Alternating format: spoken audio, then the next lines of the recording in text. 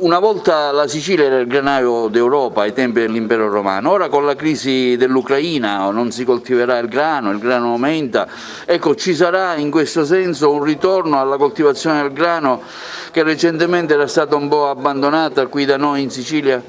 Allora, la coltivazione del grano o la non coltivazione del grano non dipende soltanto dalle guerre, ma dipende dalle condizioni di mercato.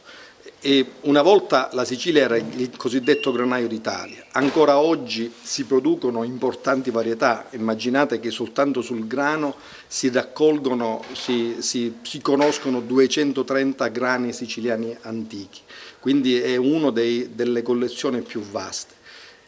Se si dà importanza a quello che si chiama sovranità alimentare, cioè se noi reimpariamo a rispondere alle nostre esigenze alimentari utilizzando le qualità del nostro territorio e le nostre conoscenze, sicuramente saremo pronti a reagire a qualunque crisi anche di tipo alimentare.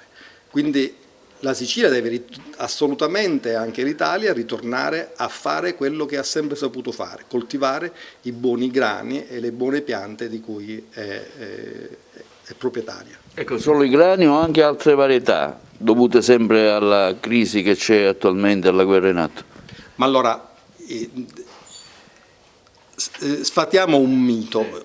Nel mondo ci sono 320 conflitti, circa 50 ad alta intensità. Questo è uno dei tanti conflitti. Noi dobbiamo imparare a costruire la pace. Sicuramente la pace si costruisce quando ogni popolo impara a provvedere alla propria alimentazione, producendo non solo il proprio pane, attraverso il proprio grano, ma tutto quello che serve, e impara a scambiare le eccellenze, perché lo scambio delle eccellenze è una cosa importante, lo scambio del grano un po' meno, perché trasportare il grano dal Canada, per come oggi avviene, o dall'Ucraina stessa, ha comunque, al di là della guerra, un costo anche di ordine ambientale.